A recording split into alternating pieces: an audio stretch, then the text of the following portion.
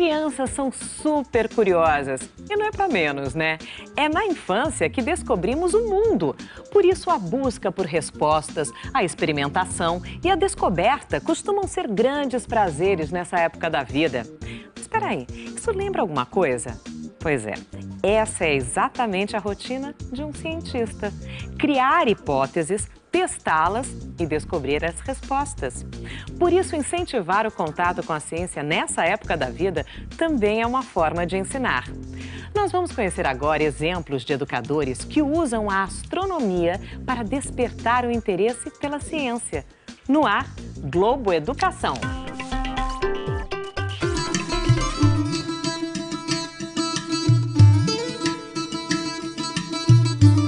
O Sol, ele não muda de lugar. A Terra que gira em torno do Sol.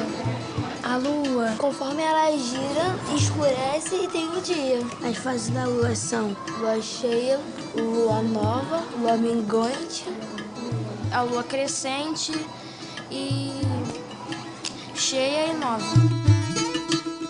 Por que o céu é azul? Para onde o Sol vai quando o dia vira noite? Toda criança faz perguntas assim. Mas será que os professores têm as melhores respostas? A astronomia é uma ciência que faz parte do nosso dia a dia. Através dela, a gente pode aprender várias coisas, como, por exemplo, as estações do ano, as fases da Lua, a posição das sombras e a mudança das marés.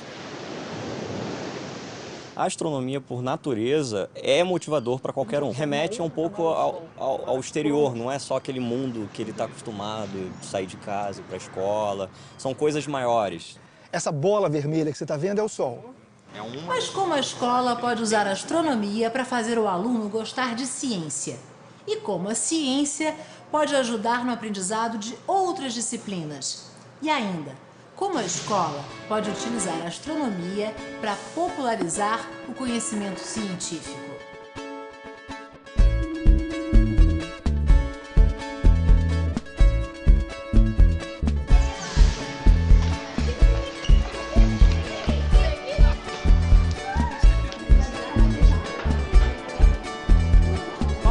Crianças? Bom dia! Ao longo desse bimestre, nós estamos estudando o sistema solar, né?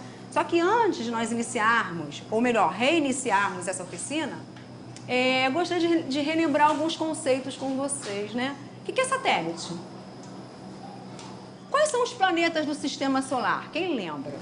Mercúrio, Vênus, Terra, Marte, Júpiter, Saturno, Urano e Netuno. Muito bem. E Plutão? Hã? Não é mais considerado planeta. Quem aqui gosta da aula de ciências? Então, só um que não gosta. Me conta uma coisa, você foi o único da turma toda, dos 33 alunos que estão hoje aqui, que disse que não gostava de ciências. Por quê, Luiz? Eu não gosto muito de ciências, mas eu tiro nota boa. Você é estudioso? Eu gosto de matemática, português e um pouco de história. Em 2006, 45 em cada 100 brasileiros diziam ter interesse por ciência e tecnologia. E em 2010, esse número aumentou para 65 em cada 100 entrevistados. O meio ambiente é o tema mais popular e a astronomia é um dos assuntos menos populares. Aprender sobre o sistema solar é uma coisa bacana? Muito. Muito, né? O que foi mais bacana que vocês descobriram nessas aulas? Bom, a diversidade dos planetas, do tamanho. Que não só existe planetas no céu, existem corpos celestes e os satélites. Quem aqui sabe me dizer o tamanho da Terra? Levanta o braço quem sabe. Eduardo, dá para mostrar assim com o braço que tamanho é a Terra? Esse tamanho assim? É muito maior que isso? É ainda maior? Então eu vou fazer o seguinte, eu vou chamar o professor João Canali, que é um astrônomo, e vai explicar pra gente o tamanho da Terra, tá? Chamar ele, peraí. Eu vi do lado de fora da parede uma foto da Terra. E eu gostaria de desafiá-los, então, a imaginar o tamanho da Terra. Vocês conseguem imaginar uma bola com 12.700 quilômetros de diâmetro? Faça uma força mental aí, uma bola de 12.700 quilômetros de diâmetro. Fazendo uma simples conta, a gente consegue reduzir todos os planetas na mesma proporção, sem deformá-los. Quem é grande vai continuar grande, quem é pequeno vai ficar pequeno. Repara como o Júpiter é o gigante dos planetas. E onde está a Terra? Aqui, bem pequenininha comparado a Júpiter. É ou não é? Espera, que os planetas...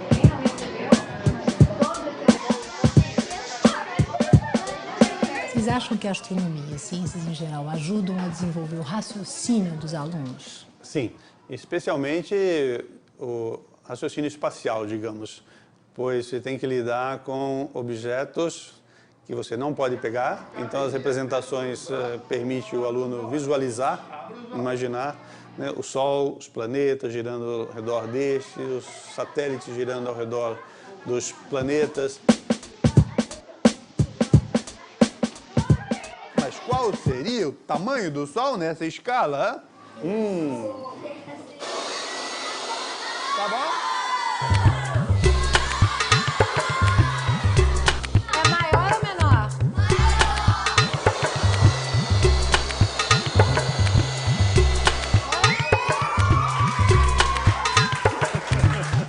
Vem aqui e mostre para todo mundo o quão pequenina é a sua Terra comparada ao Sol. Vocês estão vendo a Terra?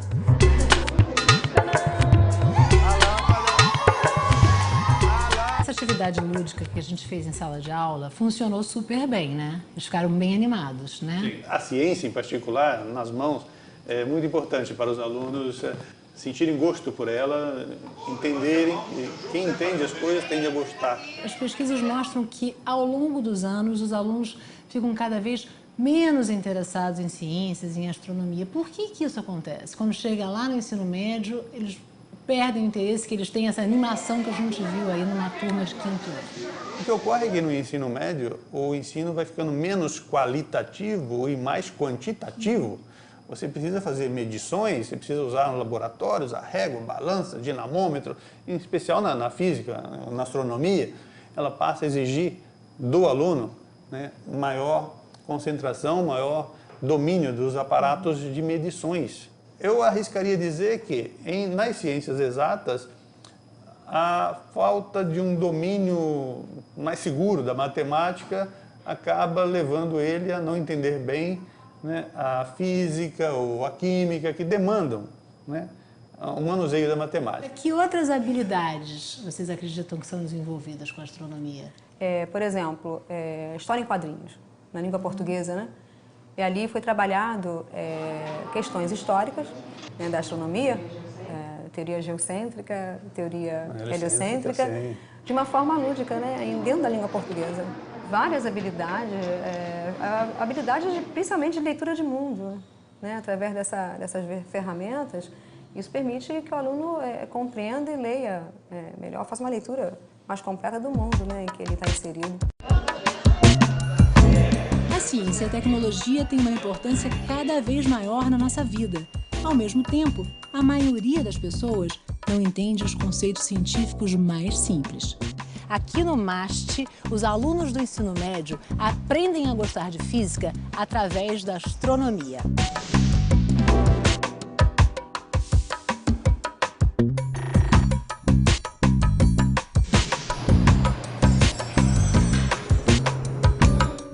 Esse outro telescópio aqui é especial.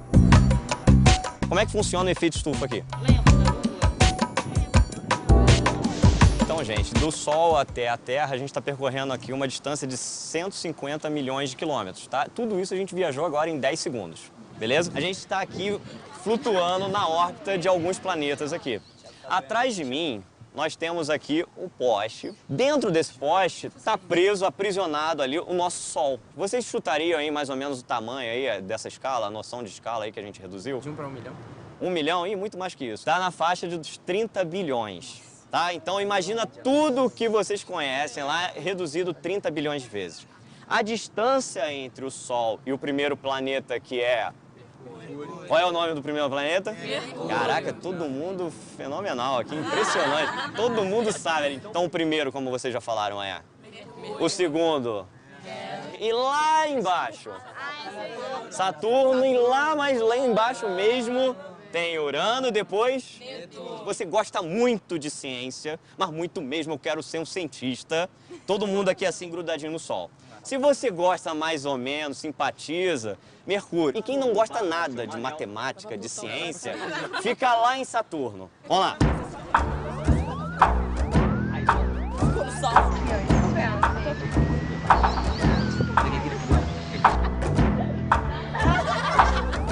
Ela simplesmente odeia ciências. A galera que ficou aqui no Sol, como é que é o seu nome? Thiago. Thiago, você gosta muito de ciências? Gosto. Sempre quis ser cientista desde pequeno. Ao longo da minha faculdade, eu tive a oportunidade de também estagiar no Museu de Astronomia. Então, junto com a faculdade, a minha formação tem muito essa coisa da educação não formal. Então, gente, essa aqui é a nossa luneta 21. Por que luneta 21? Porque lá na boca, lá, aquela grandona do tubo lá, tem uma lente de aproximadamente 21 centímetros de diâmetro, tá? Então, como é que funciona aqui? Se a gente olhar, ninguém está vendo o céu. Então, a primeira coisa que a gente precisa fazer é o quê? Abrir.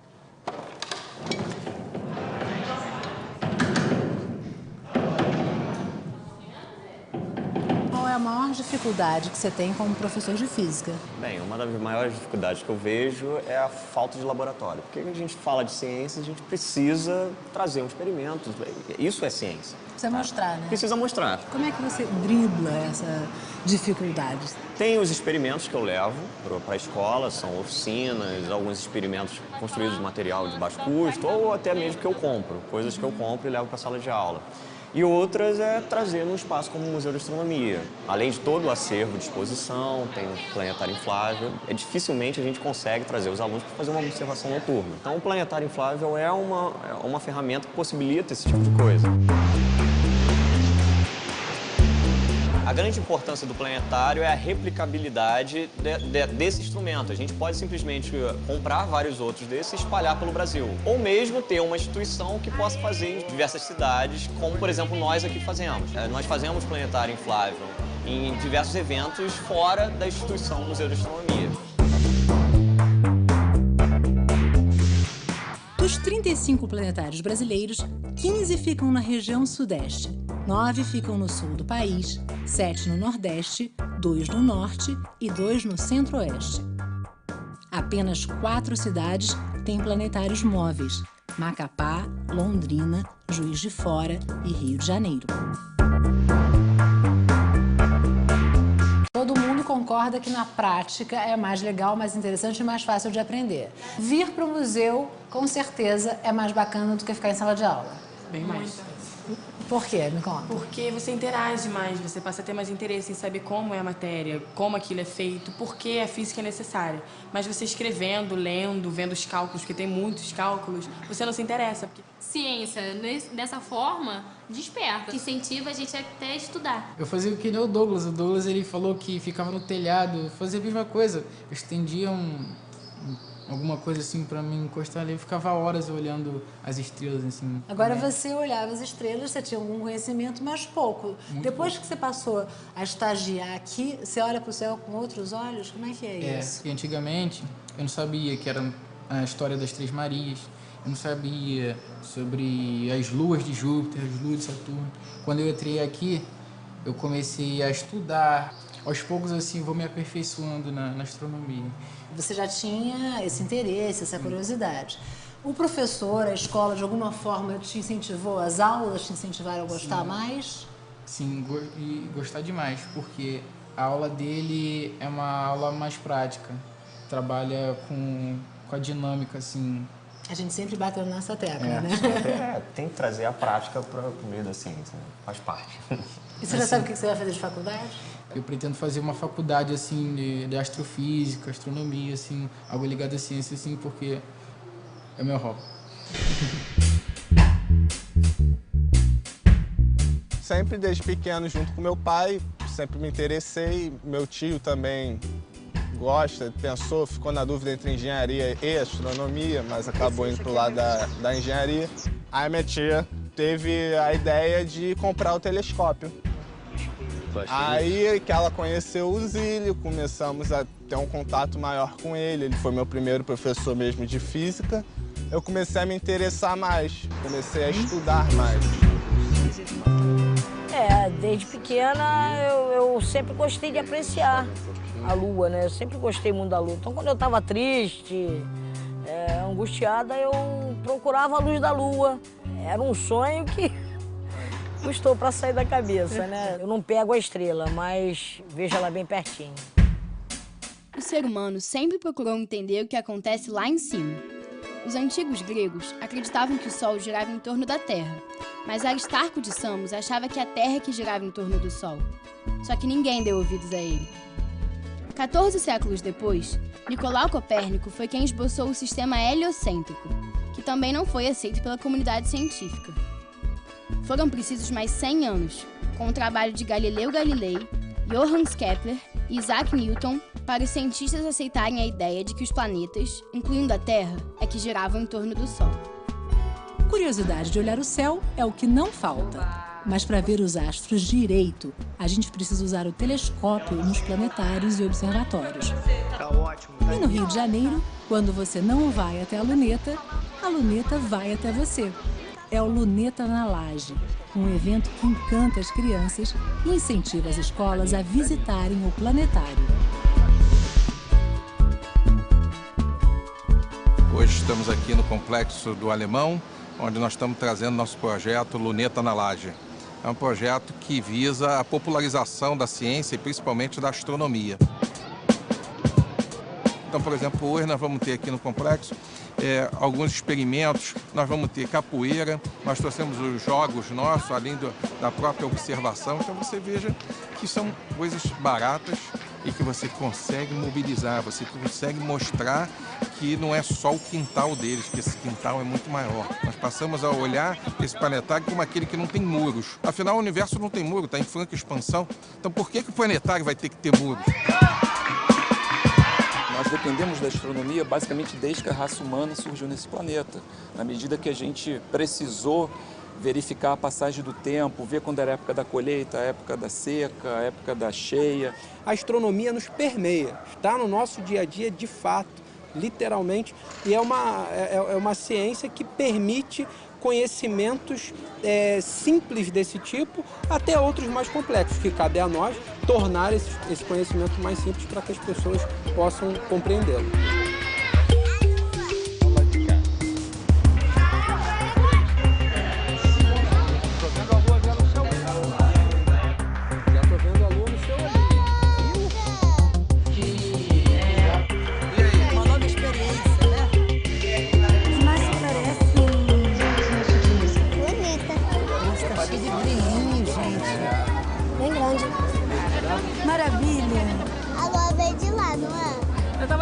Como é que vocês sabiam que a lua ia estar ali? Ia estar ali, né? Hoje, Dá vontade de fazer o quê?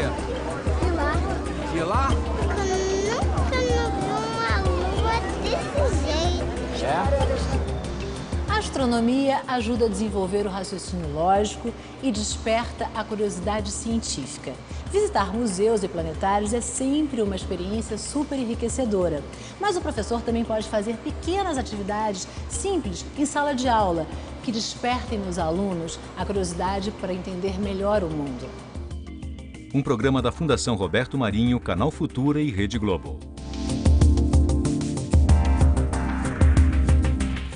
Quer saber mais sobre a Olimpíada Brasileira de Astronomia? Passa aqui no nosso portal globocidadania.com.br que a gente conta tudo para você.